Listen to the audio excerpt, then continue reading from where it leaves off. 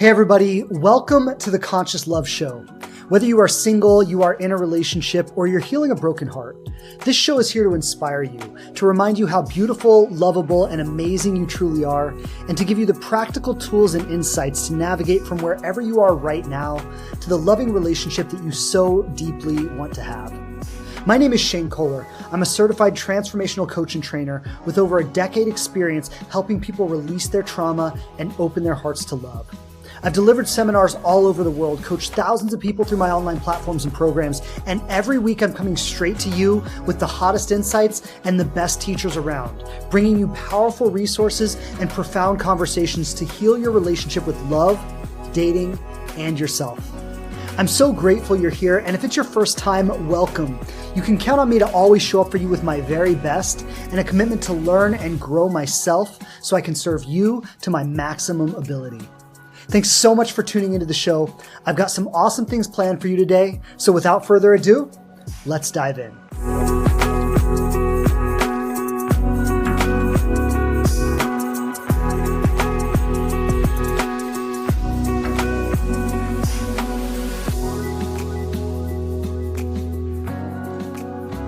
All right. Hello, everybody. Hello, and welcome back to another episode of the Conscious Love Show. Shane Kohler here. Back with you today. Pleasure to be with you as always. And I've really been looking forward to today's episode because we have a special guest. And this is someone I first discovered on a podcast I was listening to and really touched by her intelligence and brilliance and empathy and just her ability to work with clients and create incredible healing. So today on the show, we have Sarah Baldwin, somatic experiencing practitioner and nervous system expert.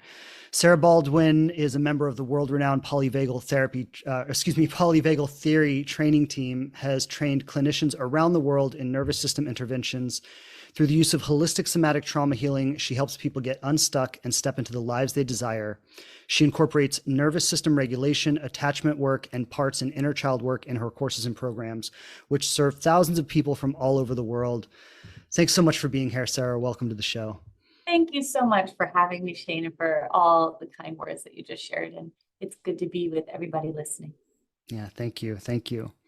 So I guess the first question I just kind of wanted to start with today is if you could share with us a little bit about what is polyvagal theory? So maybe we could just start there. Like, what is polyvagal theory and how does that help us? Well, there's, I think it's important to name the scientist theorist behind it. His name is Stephen Porges. And polyvagal theory is essentially the theory behind how our autonomic nervous system functions and why it functions the way it functions and how trauma affects the functionality of it. So within each of us, inside of our bodies, is something called this autonomic nervous system. I think of that like our protective system. That's really its primary job. And it's subcortical, so that means it lives in our bodies. It's not connected up to our cortical thinking brain or our prefrontal cortex, as some people may have heard it referred to. So this system is ancient. It's one component of it's 500 million years old, which is pretty incredible. And it's adapted over time and lives inside of every mammal to do everything within its power to make sure that we survive. That's really its primary focus. And so I think of it, another way that I think of it, aside from being like a vehicle, is I think of it also kind of like a special ops team. And not because of any military affiliation, because a special ops team is the best of the best. And very hard to get on one of those teams. And there's many members that have different jobs, but they have one primary mission. And our nervous system is the same way. There's many members of this nervous system that have different jobs, but they have one primary mission, which is to keep us safe and alive at all costs. So I think about this a lot with our nervous system.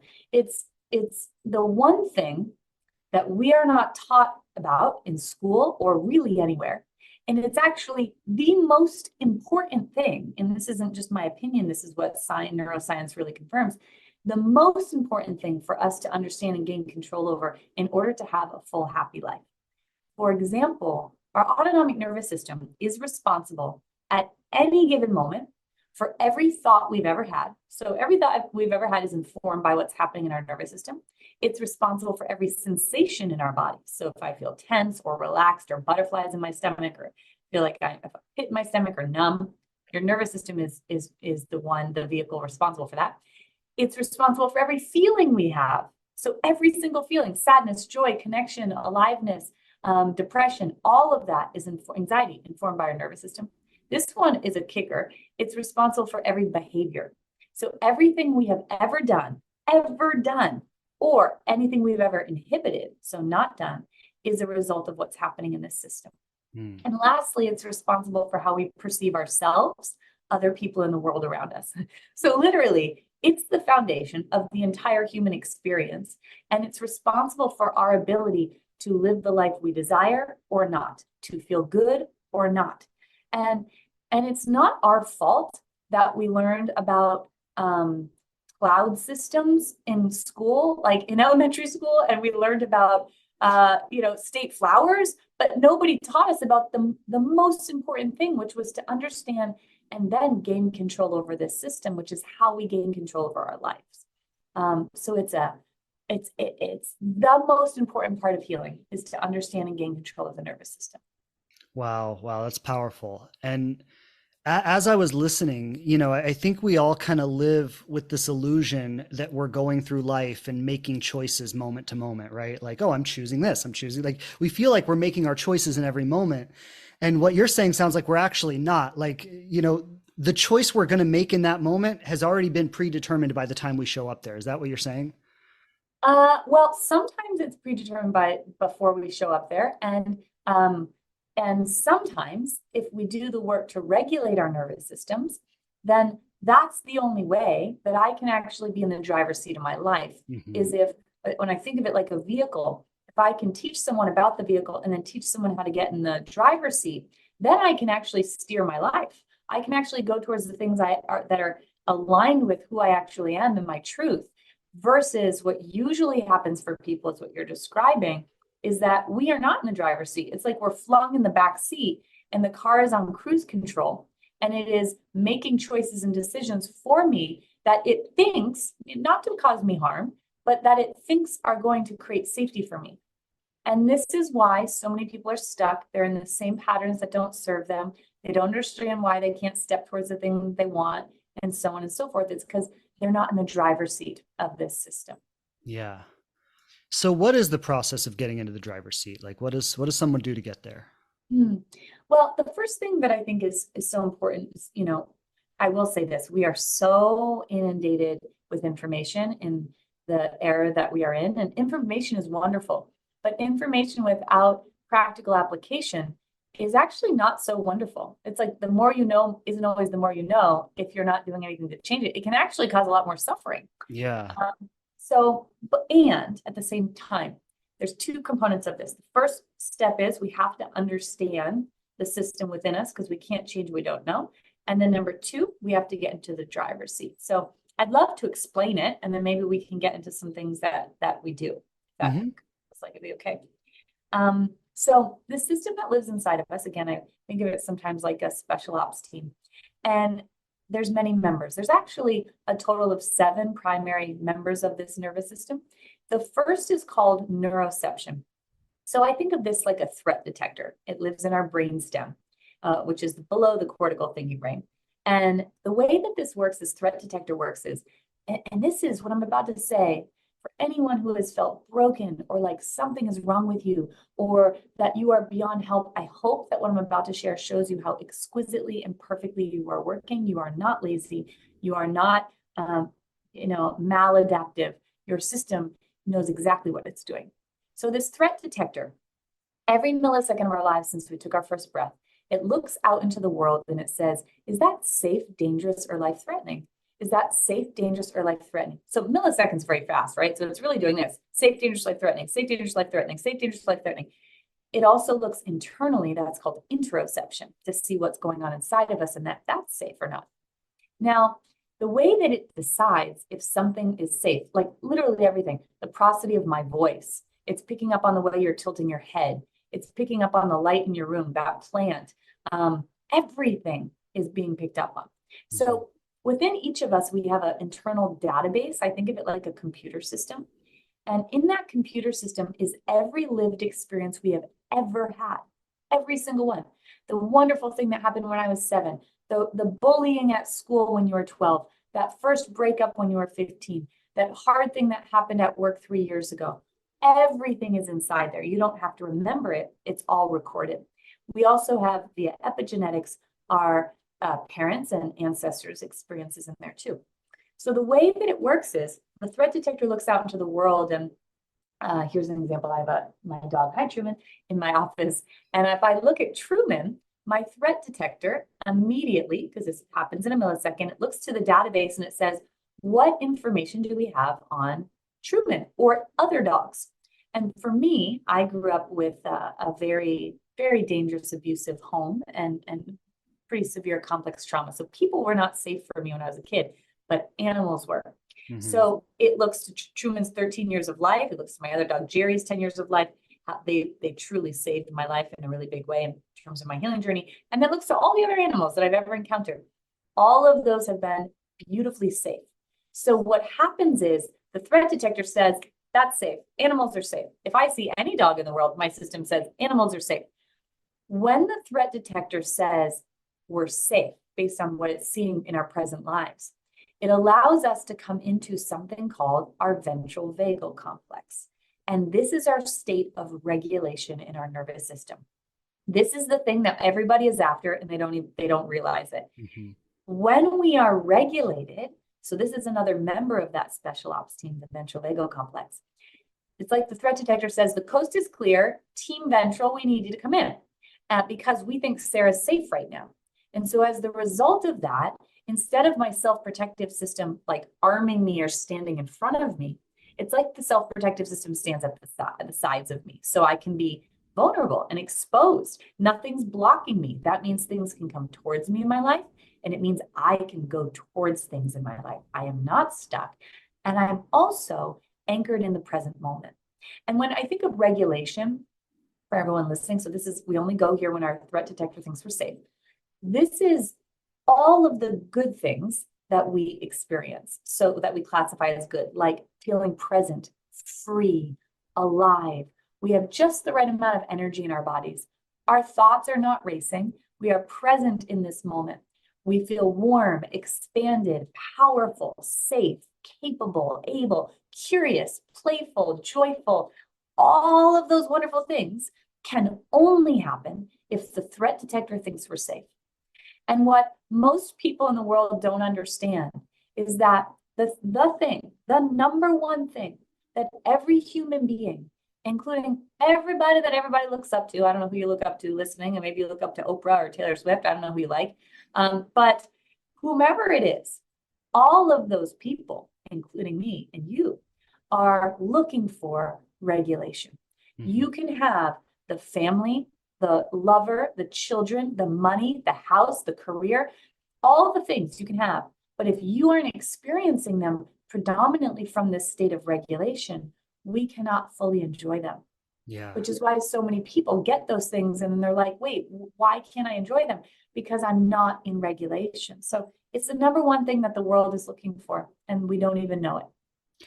And just to add a little bit to that point there, I'm wondering, you know, we're in this dysregulated state and we're seeking, oh, I want love, I want money, I want a successful career, I want friends, I want to have a good time, thinking that it's going to bring this state that we want. And I'm curious, would you say even when we seek it from that state, not only can we not enjoy it when we get it, but is there also a tendency to not even actually get the thing we want? Like, you know, you go out and get the relationship, but it's not actually the relationship you wanted or the job you wanted, right?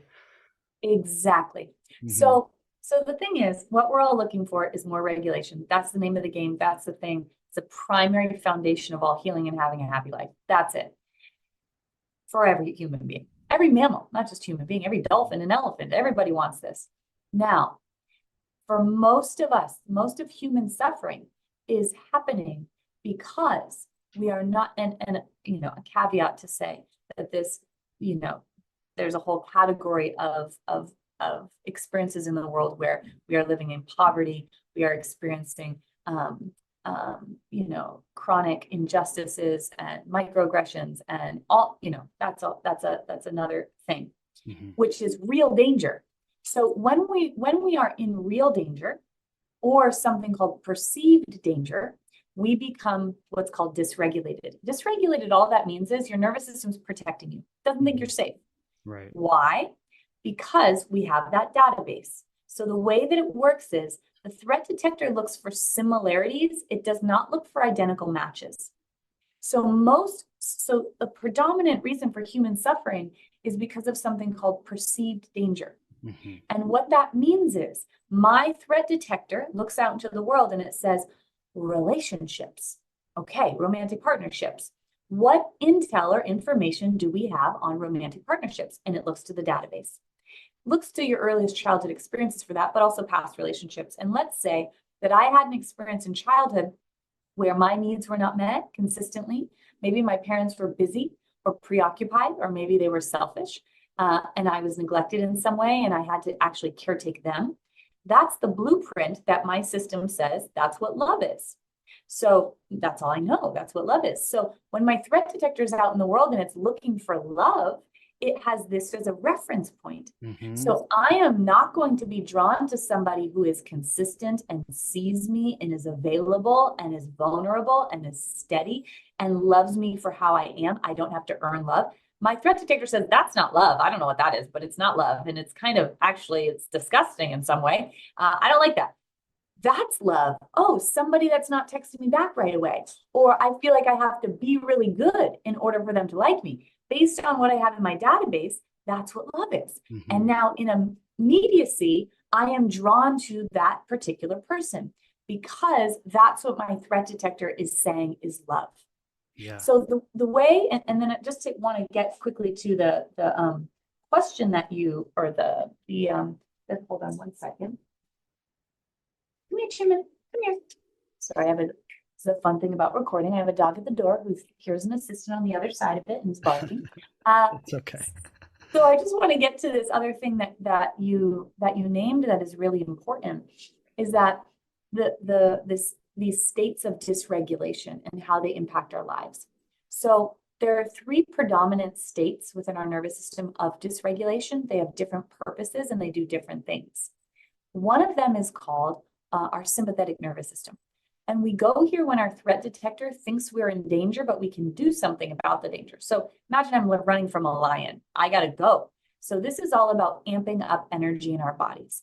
When we're here, we experience things like worry, frustration, anxiety, racing thoughts, urgency. Feels like there's a ticking time bomb. And if I don't do something now, things aren't going to be okay. I'll struggle with my sleep. I can't sit still. I have tension in my body, panic attacks, anger or rage or agitation. And it's a go, go, go, go, go. And my system will say, when you do this thing, then you can rest. But no, then there's another thing and there's another thing. Or I'm in a relationship and I worry the person's going to leave or they're mad at me or whatever. So I'm trying to try that on so people can see. It's a lot when we're here.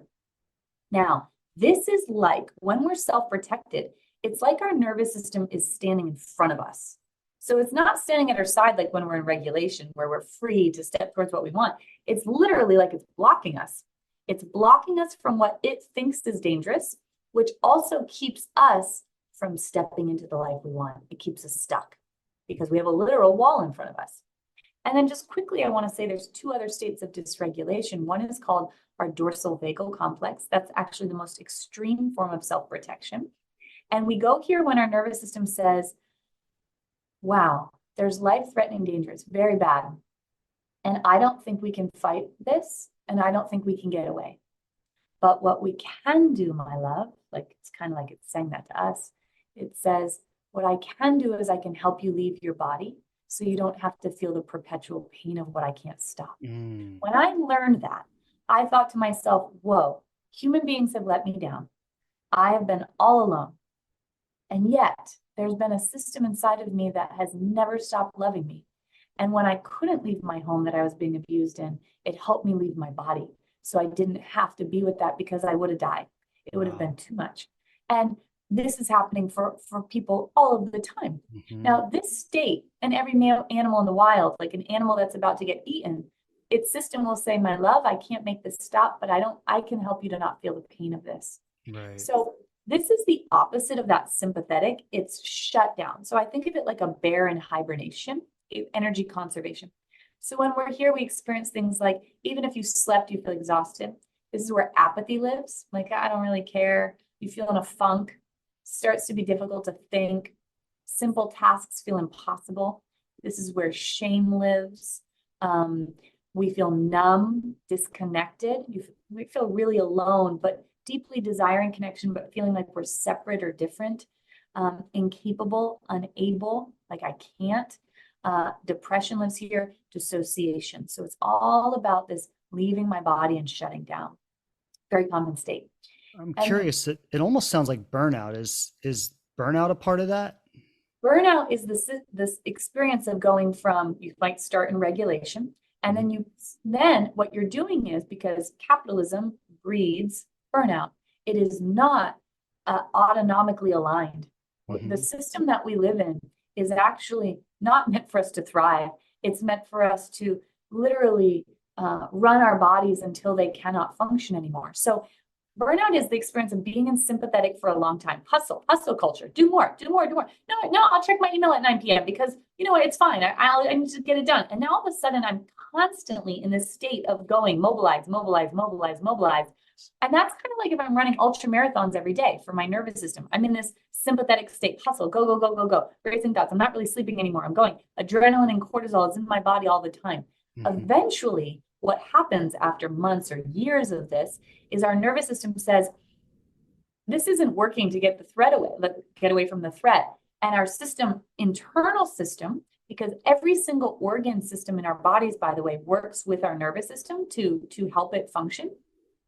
If you're in dysregulation long term, what happens is, or even short term, every organ in every system is communicating to your autonomic nervous system, or actually your autonomic nervous system is communicating to them, and essentially says, hey, I think, there's a theoretical lion, or my work is really busy, but that means like a theoretical lion. And every organ system is spoken to and say your liver, gallbladder, your GI tract, your thinking brain, prefrontal cortex, your immune system, all of those systems take a lot of energy to function. And your nervous system is saying, well, I need the majority of the energy right now because I think that we're going to die. So every system, it's so beautiful. Our GI tract says, I can give up this amount of energy. I don't need to absorb all those nutrients because who cares? We're going to get eaten by lions. So and nutrient absorption goes down maybe 50%. Your immune system says, who cares if we get a cold? We got to survive this lion attack. And the same with every system. So every system is functioning suboptimally in order for us to stay in dysregulation long term. So if you are in, or dysregulation at all, so if you're in dysregulation long term, eventually what happens is all these systems say, hey, listen, it's been a year, like I can't do this anymore. I can't function suboptimally in this way. And eventually what transpires is our system starts to say, we have to leave this sympathetic state of doing, and we're going to have to shut down. And then we go into that dorsal state. And now I'm experiencing what is categorized as burnout. But burnout is the experience of going from that one place to this next place. Yeah. And I just want to share this as we're talking about it. Like, I've recently been experiencing a feeling like I cannot keep working the way I've been working. Like my body just says no. Like, it's like I'll sit down at my computer and my body's like, not today. Yep. No, it's that constant. Go ahead. Yeah. Yeah. And, I'm an expert in this work. I do it professionally and all day. And it's a tricky thing when you love what you do, because mixed with capitalism and the messages that we are given, that you're behind, someone's going to do it before you, whatever. So, even me with doing this professionally, I started writing a book, a couple of years ago on top of all the stuff that I'm doing. And I was pushing too hard. And my system eventually said no.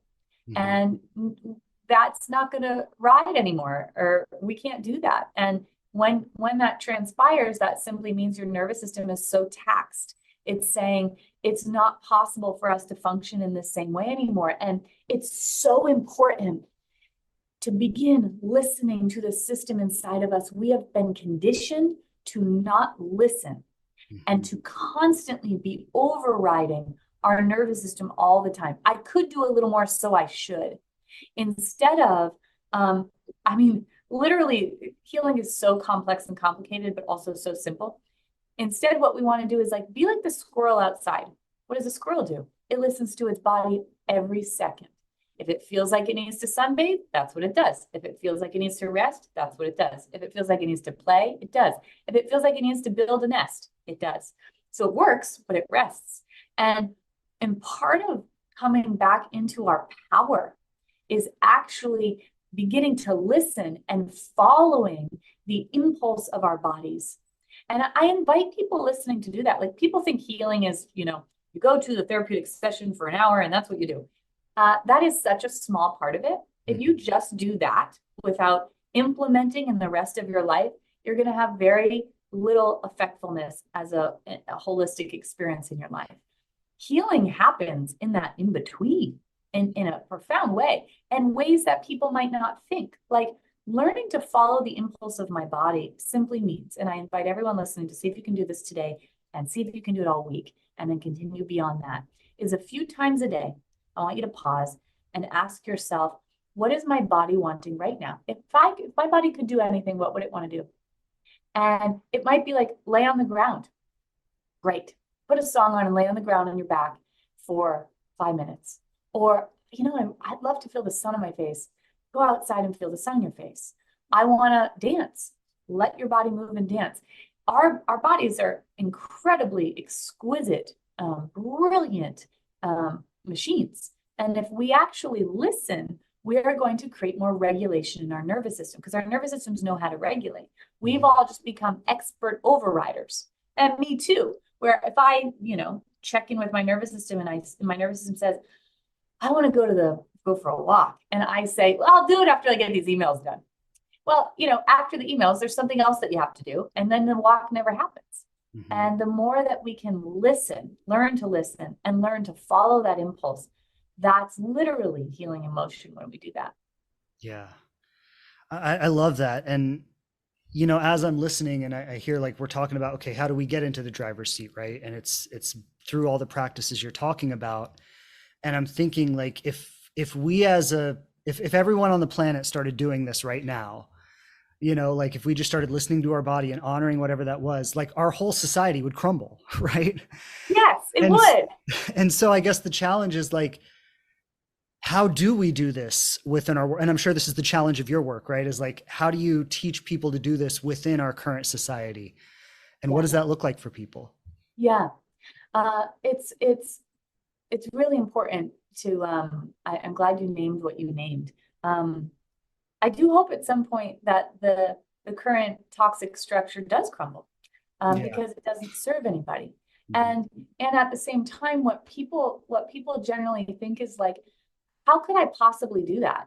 Well, what I have to say to that is I would love for you, everybody, to, if you're thinking that, and not in any way to like shame yourself, but have a look and see how many minutes a day you're on Instagram or on your phone. And if you look, and by the way, most people, it's not minutes, it's 6 hours or something like that. What I want us to look at is the amount of moments where we are distracted with something else that we could use as a moment to regulate. You don't need this doesn't have to look like, and I'll give examples like, I have to go to the beach today, but it's a Monday. I can't go to the beach today. I have 4 kids and whatever. That's not what I'm talking about. I'm talking about literally 2-minute increments, 5 times a day, 10 minutes. Everybody can do that. And so just one more thing I just want to say, because I didn't finish with, before I get to how we do it, I just want to name this last state of dysregulation because it's one of the most common ones. And a lot of people definitely listening experience it. So I gave you 2, there's one more. We have our sympathetic system, our dorsal system. The last one is called freeze.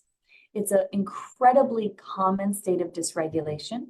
And it's a combination of that sympathetic, so high energy, met with dorsal, shut down. And it's equal parts of each. So when you have 2 equal and opposite forces that come together, it renders you stuck. Think of it like deer in headlights. So I have all this energy inside, but I can't do anything about it. So I have racing thoughts and an urgency, but I can't mobilize. So think of it like, I have to do this, I can't do it, but I have to do this, but I can't do it, but I have to do it, but I can't do it. simple example is I get a text from somebody, and it's confrontational in some way. And I think, oh, shoot, I got to write them back. I'll do it later. I'll do it later. And then you think about it all day, but you don't do it. And then you're like, oh, shit, I forgot to write that person back. I'll do it later. That's freeze. Or people who are trying to step into their purpose right now, anyone listening here, where you feel that urgency, like I'm behind in life and like, I need to do this thing. Someone's going to get the idea. I need to do it. I need to do it. And then you sit down at your computer and you feel blank and shut down. Like, what happened? I can't even think about this now. And I feel exhausted, but I have to do it, but I can't. And you feel frozen. And then you go like organize the junk drawer instead of doing the thing you need to do because it feels too overwhelming to do the thing you need to do or to have the conversation or to start dating or whatever. And it's this internal, can feel like a prison of I have to, I can't. So I just want to name that because it's one that a lot of people know quite well. Mm-hmm. So most people are living predominantly in one of those three states. And generally speaking, what I see people do is, to go back to something you said earlier, is people try to solve the problem in their life from the state of that got them into the problem in the first place. Mm-hmm. So what I mean by that is somebody is feeling super anxious and then they try to problem solve from that place of anxiety. You're actually not going to make choices that are actually aligned with your truest self when you're dysregulated. You're going to make choices that are based in your survival. And so that means that a lot of times people are, when you're dysregulated, you're going to either not do the thing because it feels dangerous, or you're going to do something to sabotage the thing or to push the thing away or whatever, or to control the thing, because these are all ways that we try to find safety. Mm-hmm. And if we want to live the life we're here to live, then we want to take action from a place of regulation, or at least get to know what our truth is when we're in a state of dysregulation. Because most of the time people think that they know what their truth is, but their truth might be informed by the past, not actually what is true today for them. Yeah. Really important. And I mean, I think that's so much of what I work with is, people trying to create their lives from a place of trauma, from a place of past wounding, and saying, I want this relationship, but not even really present to why you want the relationship, right? It's just, I want a relationship because I need to stop hurting. And it's like, well, you're going to get a relationship, but you're not going to stop hurting. That's right. Yeah. That's exactly right. Exactly right. Yeah. So it's so powerful what you're talking about. And I think so many people, like you're saying, is, feeling unhappy or dissatisfied or disappointed or uncomfortable in their life, and they're looking for something that's going to make it better. And the only thing that's really going to make it better is for them to work on their own experience of the situation. So how would you coach somebody in that? Like if somebody came to you and they were like, okay, Sarah, I feel really, awful about myself. I want a relationship. Like, I think that's going to make things better. Like, where would you lead that person? Well, the first thing is, I would just want them to understand this very important point before leading them, which is that when we don't have safety inside, we will search for safety anywhere. Mm-hmm. And the predominant thing that people do is relationally, is that we are then making choices, relational choices based on survival, not based on choice. Mm-hmm. Meaning, I feel like I'm going to drown. So whomever is around, even if I've been in this shitty relationship for 10 years, it's not actually good for me. At least I'm not going to drown. I'm not going to feel like I'm going to die because I've got this person. And so part of our work is, if we need to create the internal safety so that I actually can choose people and other things in my life from a place of it being a choice versus it not being a choice and it being a experience of survival that I need. Mm-hmm. So the way, and the reason for this is, if in our earliest childhood experiences, we did not have caregivers who could consistently attune with us and create safety for us and help teach our nervous systems how to regulate and how to connect with others safely, then what transpires or occurs is we are left with a chronic experience of not feeling safe inside. And I said, and the only way to really do this that is effective is we have to also incorporate parts work into nervous system work, because in our relational dynamics, this is where our younger parts will show up often the most. Mm-hmm. And the reason being is this: the way the threat detector works, as I said, is it looks out into the world and it says, what does this remind me of? So when you think of a romantic partnership, that's maybe your most important person. This becomes like your family, your home, the person that you rely on. This is where vulnerability and love occurs, and a lot of other things. So then it looks to the database and it says, well, what intel do we have on something like that? And then it, of course, is going to look to your earliest childhood experiences, because that was your family, your home, the people you were supposed to rely on the most. This is where you got love and vulnerability. So what occurs is, if I'm in a relational dynamic, and let's say, or I want to be in one, and let's say, I don't know, you started dating somebody and an argument occurs, my system says, what does this remind me of? And it looks to the database and it says, oh, that love was withheld when I did something that my parents didn't like, and I was no longer loved in that moment. So in a millisecond, what happens is adult me essentially leaves my body and my nervous system. And now 7-year-old me, who remembers that first situation, is inhabiting my body. And I am literally no longer adult me. I actually have what's called the vagal tone, or the shaping of my nervous system is the same as it was when I was 7, which is why a lot of times people will be in a relationship and a fight happens and they feel scared, small, out of control. They feel like they're going to die if the person leaves. I'm not going to be okay. And then they say, I'm so sorry, I didn't mean it.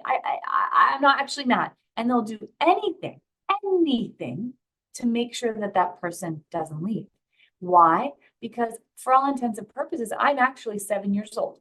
And if my system is saying, well, I will die in the world if I don't have my caregivers, I'm literally not going to be okay. Mm-hmm. And this is why all of our actions and behaviors in that experience is to make sure the connection stays, because our system thinks if the connection doesn't stay, I'm not going to be okay, which is why I hear this a lot. People are like, say to their friend, why don't you just leave? Like, you deserve better, or, whatever. Well, the reason is because I'm essentially 4 years old in this situation, and I'm not safe to leave until we can get our adult selves to become what I call the primary parent to our younger parts. Yeah. Otherwise, what happens is the young parts are looking for everybody else to pick them up. They're looking for partners to pick them up and save them. They're looking for friends. They're looking for success. And we are the light at the end of our tunnel. We are the only one that can rescue our parts, which is, I know some people listening might be like, what? This is terrible. No, it's empowering, because that means the answers are within. And when we do that, now I'm the primary parent, which means I have safety with myself. And the younger parts stop showing up so much in my relationships. And that means that I have internal safety to make choices that are actually informed by what my truth is. Mm-hmm. I love that. And I see it happening, and I don't necessarily have the language you have around it. And it's beautiful to hear you giving these like really concrete terms to these experiences that I have and my clients have. Like, it's so beautiful to hear it all named, and, and like there's a word for it, and there's a mechanism behind it. And I see it a lot with my clients, where and it sometimes happens very suddenly, where they move into a space of like feeling very safe, right? And all of a sudden it's like all the stuff that they've had for years around like dating, and like the person ghosted me or they're not texting me back, it's like it doesn't exist anymore. And they're just like, oh, they didn't text me back, whatever. And it's like this shift happens when they can finally figure out how to feel safe within themselves, right? Yeah. And you mentioned the reparenting of the parts, which is something I teach, right? Is the reparenting of our own dysregulated childhood stuff.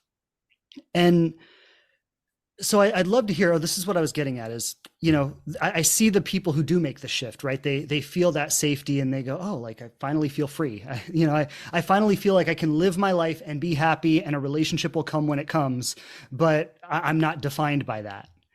And then there are other people who seems like no matter how much they try to get there, it's just like they can't break this cycle of kind of being addicted to the meaning that the relationship has in their life, right? They cannot find a way, and I shouldn't say they cannot because some of them do, but it seems that there's a real challenge for people to be happy without a relationship in their life. Mhm. And it's this constant thing that they're looking at, that like, I might be happy for a day or a week, but then I fall back into it. And so what is the way to really break free of that from the way you look at it? Yeah. Well, I think we there's a couple components here that are important to name. One is we have a societal brainwashing that Hmm. begins when we are tiny children, that Hmm. sends us a message that someone is going to rescue you. That's Hmm. particularly happened in of our, well, I'm saying our generation, I think we're around the same age, and older, where for little girls, like, and this Prince Charming will rescue you, and then you're going to be happily ever after. The messaging that we are brainwashed into is, and men and women and people of all kinds alike, is that one person is going to fulfill you completely, and that you should look for one person to be the happiness outside of yourself. Hmm. So just like regardless of trauma, every single one of us has been sold that lie.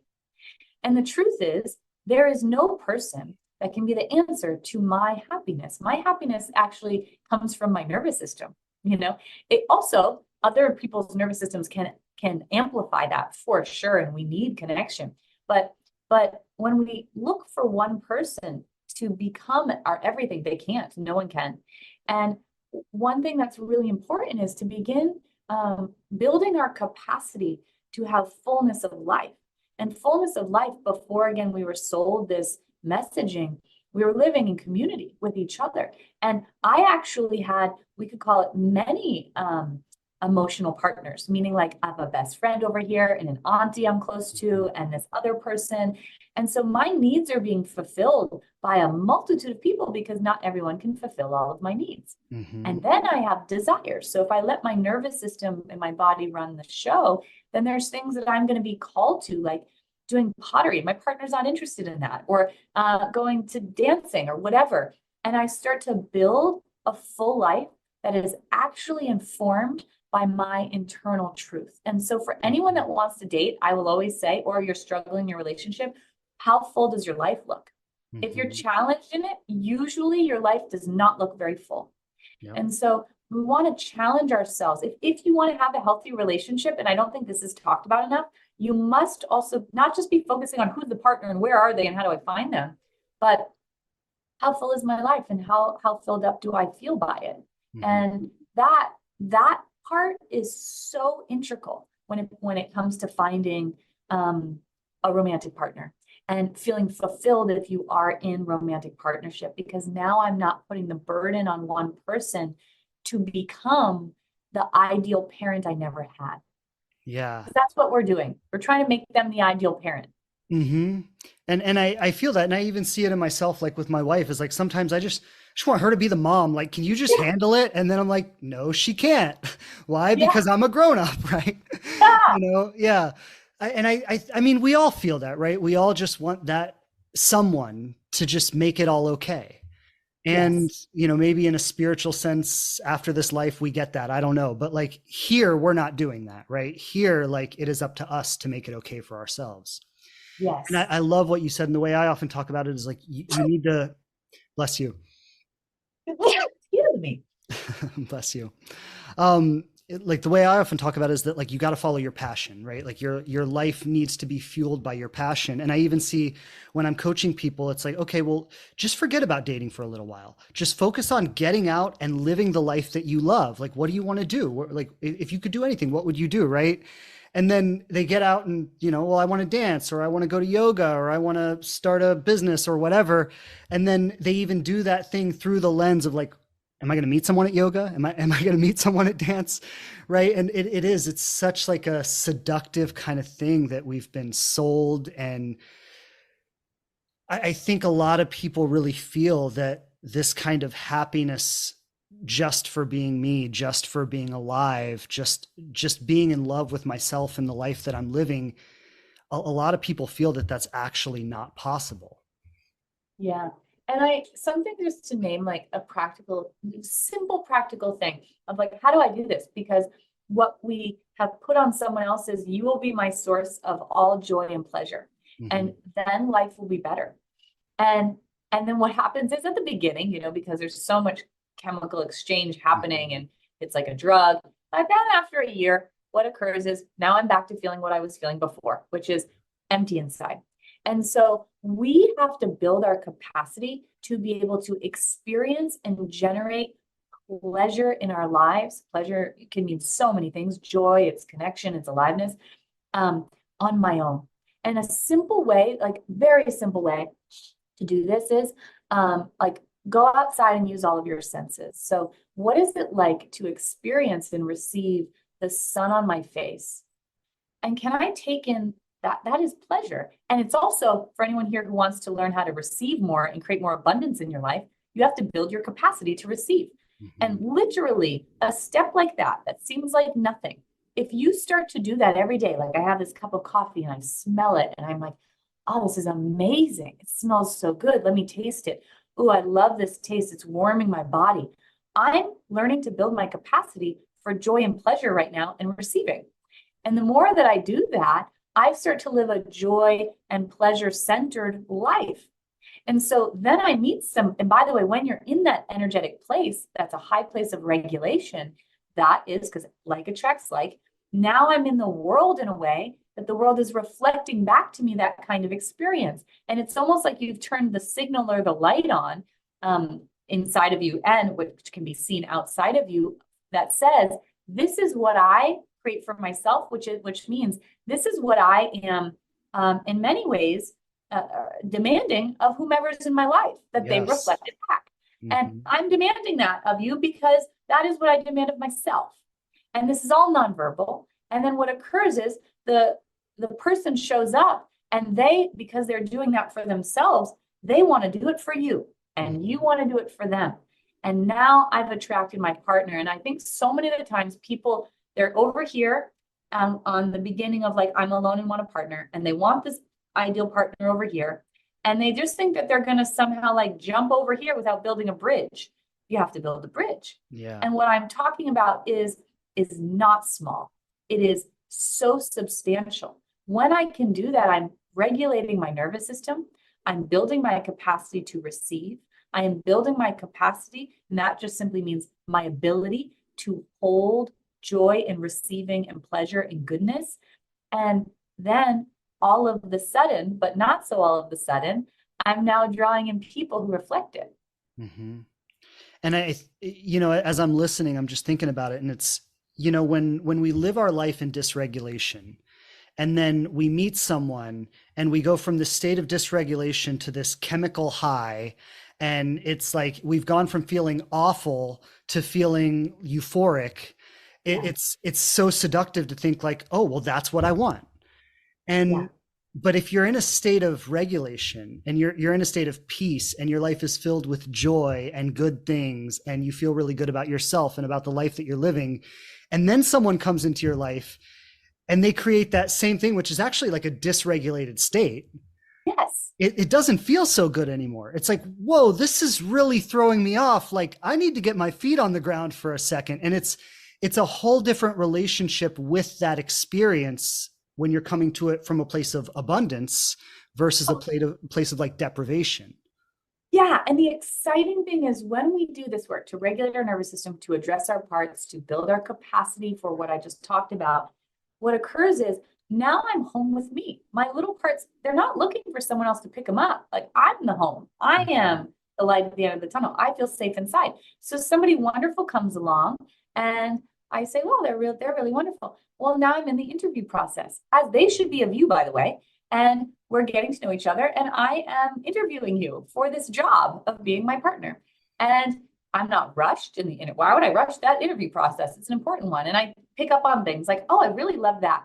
You know what? I didn't love that so much. That's interesting. Not going to do anything about it right now, but I'm just noticing that and how much don't I love it? that's not that big of a deal. I think I'm okay with that. And then I notice something else. Ooh, I love that. Oh, I don't love that. And I'm now in a place that I can choose.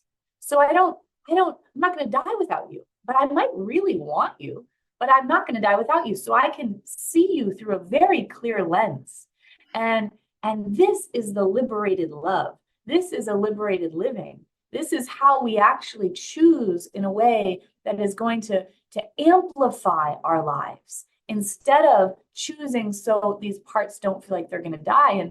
And then it becomes really fun and joyful because after you date someone for 3 months, let's say, and it's been really wonderful, and maybe you come to a realization, even though you now have a connection, it's not exactly right. And you might feel sad about not, exploring that further. But I don't feel like I'm going to die about it. And I know that I'm going to be okay, which means in my relationships, I can take risks. I can say my truth. I can set a boundary because I know that I'll be okay if you don't respond well to this. And I no longer need to morph or become what someone else wants me to be. I can actually be me. Yeah. And the result is that we will find people that don't want us to meld into something else. They're saying, no, actually, I love when you set a boundary with me. I love when you communicate your truth. I love that you are an autonomous being that does not want to be controlled by me because I don't want to control you. Yeah. And now we have this, and then relationships they help to heal the past too. And they also, it's like 1 + 1 = 3, meaning we can now help each other to grow our passions in our lives and to amplify everything because we believe in each other and we have so much safety. And that's what I think the goal is in our relational experiences, and our healing is the thing that makes it possible. Yeah.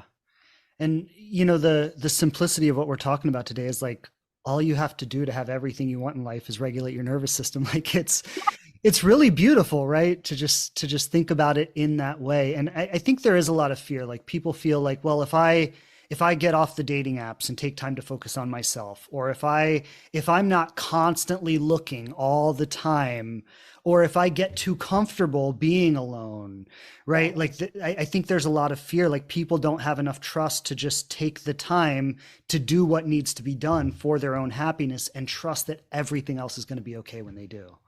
Yeah, and what's so funny about like our line of work, because it's invisible, it can feel intangible to people. Mm-hmm. And when you just said that, what popped in my mind was like, yeah, I broke my ankle a couple months ago, and no one would say, like, if I said, but I have to go run that ultra marathon because if I don't, I'm going to be behind. You wouldn't say, like, that's a great idea, Sarah. I think you should definitely go run that ultra marathon. You would say, well, if you do that, you're going to hurt your foot more and it won't be pleasant. And you definitely won't win. And you definitely won't, have an experience that you want. You would say, but if you do physical therapy and you really hone in on it and you do the exercises at home, you're going to heal. You're going to get stronger. And then when you run that marathon in 9 months or 11 months, you're going to be great. We know that. And you're going to actually place in the way that you want. And so what we're talking about right now, what you just said, I want people to know is the same thing. And you can't miss what's yours. No one is here to do the exact same thing. That's the cool thing of the mystery of whatever it is we're doing here on this giant rock in a place in the universe that never ends, is everybody's got something different to bring to the world. Mm-hmm. And so I can't lose my own race. I'm the only one on that trail. And remembering that. And that means that I also can't lose what is for me in terms of relationally, because I'm the only one on that trail to that other person or multiple people if someone's poly. I'm the only one on my trail to them, but I can miss it if I don't do the work that is necessary so that I can walk that trail. Yeah. And that's it. When we do that, life unfolds exactly as it's supposed to. And I'm saying that as somebody who was so debilitated by my trauma. I had to spend a full decade. Literally, I couldn't function. It felt like I lost a whole decade of my life. And I thought, Everybody's ahead of me. I'm so behind in life. I can't even have a job. I can't do anything. I'm chronically ill. I'm so traumatized. And then a lot of people, and I'm sharing that because a lot of people today would say, like, well, look at you and all the things. And well, it's my healing that brought me here. And after a decade and a half, I was right on time. Nobody could take the thing I was here to do. And so I just want to say, as somebody who deeply understands that process, that you cannot miss it. And taking that 5 months or 6 months or whatever to a year to say, I'm going to commit to me is what's actually going to lead you to that fruitful abundance in relational dynamic that you want. Yeah. You know, recognizing that to just stay on that hamster wheel, like you don't get anywhere, right? Like you No. keep running and keep running and keep running, but you never get anywhere. And yeah, it's so true what you're saying. I mean, I've experienced it. I see my clients experience it. It really, there's a kind of magic to it, actually, or at least it feels like magic, right? Where it's like, wow, you know, I spent years like grinding it out over here, and then I took a break and came back to it, and I accomplished in, you know, months what I couldn't accomplish in 10 years. It's I really think it's beautiful. like, even though there's so much science behind everything we're talking about today, and there's a way, you know, there's a clear path towards it all. And I've worked with thousands of people at this point, and every time I am just in awe of the magic that happens. Mm-hmm. Like, it is magic. It is the most profoundly exhilarating and magical thing I have ever seen transpire in this thing that we call life, of what happens when we actually do this work. We become free, Yeah, and life opens up in ways that are nothing short of a miracle. that's amazing. I want to ask you one other thing. I read in your media kit that you love to talk about manifestation, and I would just be interested to hear from you everything we're talking about with nervous system regulation. Um, how does this relate to manifestation and spirituality, right? So where do you make that bridge? I'd just love to hear about that. Well, we cannot manifest the life we want if our nervous system is not on board. I'm such a broken record about the nervous system. Sometimes I'm like, oh God, people are probably so annoyed that all I say is like, this is the nervous system. But that's actually true. Your nervous system will not let you manifest the life you want unless it thinks that that life is safe for you. And so there's a lot of toxic positivity in the world of manifestation and self-help work, which essentially says, like, create a vision board, or think about that thing that you want, and just like keep thinking about it, and then you're going to be able to manifest it. No, you won't. That actually leads people to feel a lot of shame, or like something is wrong with them, because they can't actually, they can't make it into the material world. They can't make it manifest. And so I care a lot about explaining why, and then what actually needs to happen, because I was one of those people that went to all these retreats, and I was like, wait a minute, okay, I'm thinking about the thing I want, but like, I feel more stuck than ever. I cannot create it. Why? So more often than not, and actually with the thousands of people I've worked with, I've never seen this not be true, is that I say this a lot: wherein lies our greatest desires, lies our greatest healing. So wherein lies the things you want the most, lies your greatest healing. And that makes me think we have a very a universe that has, or whatever you call that, God, whatever, the great mystery, has a sense of humor. And because the thing about this is, it gives us these desires of our soul, you know, and everyone's are slightly different. And maybe some people listening have desires for like creating a business or purpose, or having children of your own, or a relationship. But let me just take a purpose for a minute as an example. Let's say I want to start this business, and we want to think about, what does that require of me? Probably things like taking up space, using your voice, taking risks, being vulnerable with a desire, asking for help, making mistakes, lots of other things. So guess what occurs? The threat detector looks to the database, and it says, as I'm going to try to step towards those things, it says, what intel or information do we have on making mistakes, using your voice, being seen, asking for help, being vulnerable? And let's say in my childhood, I received love when I got everything right. That means mistakes aren't safe. Let's say using my voice, was not safe. I was told I was too much, or well, that doesn't make any sense, or you're not smart, or whatever.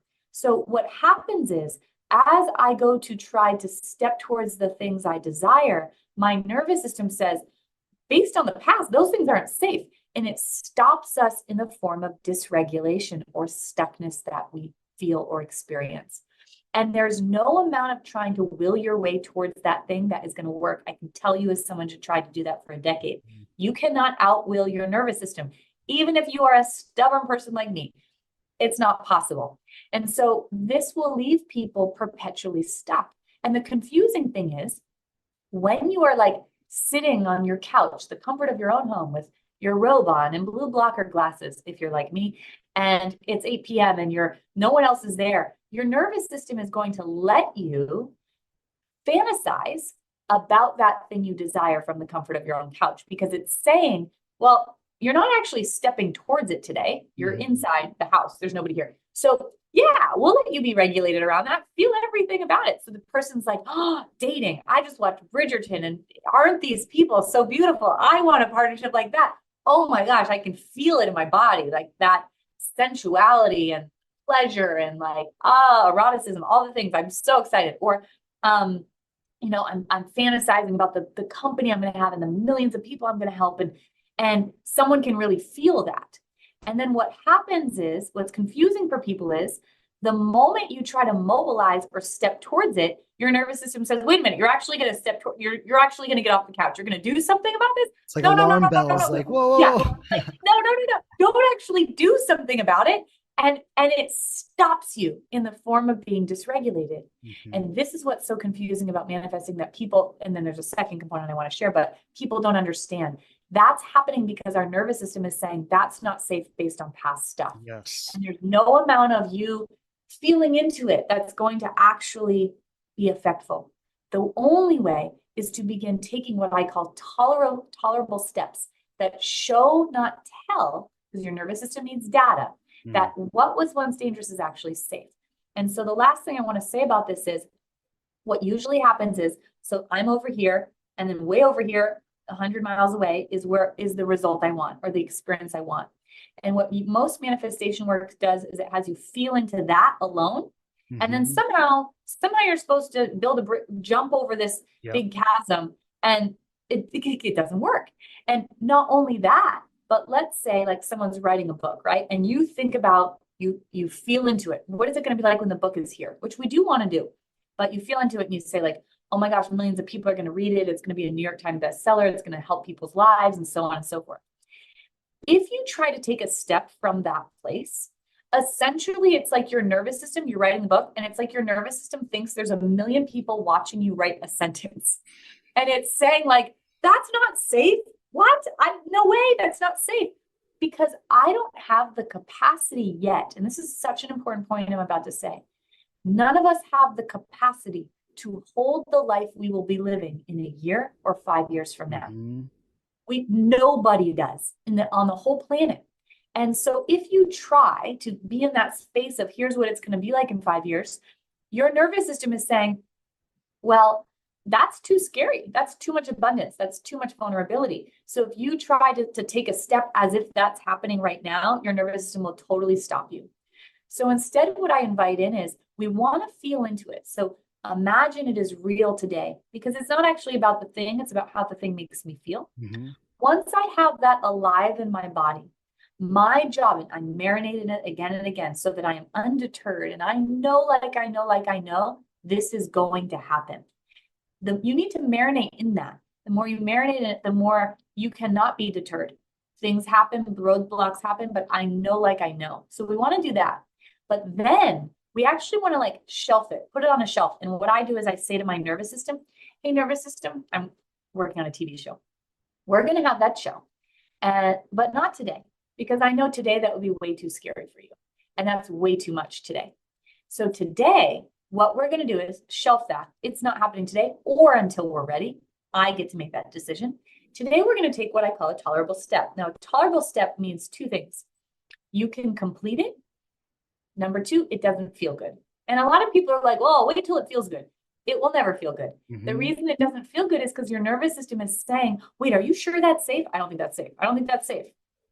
But if I take a small enough step, my nervous system isn't going to block me. It's going to let me do the thing. So if you want to like, step towards your purpose, it's not start the whole thing today. It's today I'm going to just look at other people's work in this field and just notice what inspires me. I'm going to spend 1 hour doing that. And your nervous system might feel a little overwhelmed at some point, but you can finish it. And if you finished it, step complete, you just took a tolerable step. That means you just laid a plank to build the bridge to where you're going. And if we want to get to the only way I have done anything I've ever done is through continuous tolerable steps. That's it. Yeah. And that tells our nervous system that the life that we are going towards is actually safe for us. I think any coach who's worth their salt in anything is coaching that exactly, right? Those small, tolerable steps towards your goal in any domain, right? Like, because that is the way it works 100%. And I think one of the biggest things we struggle with around that is, taking a small, tolerable step feels so boring in comparison to going out and hooking up with someone and having that insane rush, right? And so it is like, even learning to let that be enough. I think you were touching on it earlier when you talked about like feeling the sun on your face, or just like receiving those small pleasures that amount to big pleasures over time, right? But it's bringing ourselves down a little bit to really be able to accept that and let that be okay. And that when we do that actually feels really good, because we're not in this pressure of we're always living in it's not enough, right? So to let that be enough feels so good. Yeah. And I think of it like anyone who's dating, let's say, how can I change my orientation to this? And think of it like savoring something. Like it's like if you have a good meal, you're like, oh, I want to savor this, like the last bite. If you rush the meal, it's not as good. And so I think about that, like, let's say you're going on dates, and even like a second date, instead of thinking, am I going to marry this person? Is this whatever? You're missing the opportunity, what's happening right now. Yes. And can I savor like, their eyes are so kind. To me, there's nothing more beautiful than looking at kind eyes. And can I actually let myself savor that? Like, I want to take that in. Like, ooh, I'll do that even at a coffee shop, like with someone, giving me my coffee. Can I savor that? Oh, that's so nice. What does that feel like in my body? Or like they say something funny. Ooh, I like that. Or they ask me a question. That feels so good. This is what actually makes dating fun. Yeah. And enlivening, and the not rushing to this place that we will do when we're needing survival. But when we can approach it this different way, it makes it a beautiful process, including when we're already partnered. Like, how do I awaken my marriage? Try savoring things with them. Yeah. And that changes things in a profound way. And I think where we get stuck is like, I think about being on a first date or a second date and savoring their kind eyes, or savoring that joke, or just savoring this moment to connect with another human being. And like, wow, I could be at home alone right now, but I'm not. I'm here, I'm connecting, I'm sharing, receiving. And I think we end up saying to ourselves on some level, if this doesn't amount to more, it's not okay to savor the experience that's happening right now. And we need the ability to really receive that as a complete experience without needing more to validate it. I love what you just said, because that's the only way for us to get to a place with someone that we have such deep intimacy that we can say like, hey, this might be my person. And that takes internal safety for us to be, because what you're talking about is exquisite presence, to be able to say, this is the only moment. And all those other moments aren't real. They're not here, just this one. And what is it like to be present in this moment? And that's how you build a powerful foundation with someone. Yeah. That's beautiful. I love that so much. This has been an incredible conversation, and thank you so much for being here. Is there anything you want to add that maybe we haven't touched on yet? Or if not, that's okay, but I always like to ask. I think so. The only thing that I just want to say is this, like, that every person listening is right on time. We are right on time. And, I use nature a lot as a teacher, teaches us so much. And I think about like a sequoia tree, so the great, these great big trees, a seedling that falls to the ground from the great sequoia tree. That seedling does not question if it's going to be a great sequoia tree. It knows it already is. So when it goes into the soil, it doesn't think, oh my gosh, am I going to become a dolphin? Am I going to become a pineapple tree? Oh my gosh, this is good. What if it's not okay? And then it doesn't like dance around itself and hyper focus on the timing of it becoming. It just knows like it knows that it already is. And because of that, it can actually enjoy the process of becoming that great big tree and really actually just cherish the time when it's only under the soil, or cherish the time when its trunk can still move in the wind, and because it won't always be that way. And so for everyone listening, wherever you are in your journey, let's say in a relationship, like it is a beautiful time to be entering into dating. It's exquisite. It's something that you won't get back once you are partnered. And can I actually trust and know, like I know that the desires of my soul are for me? And therefore, can I be present to this unfolding that I can't miss if I keep healing? I love that. It is so beautiful. And from all my experience for myself, for my clients, it's true. Like it just proves true time and time again. So thank you so much for being here, Sarah. If people want to learn more or connect with you or join one of your programs, how would they do that?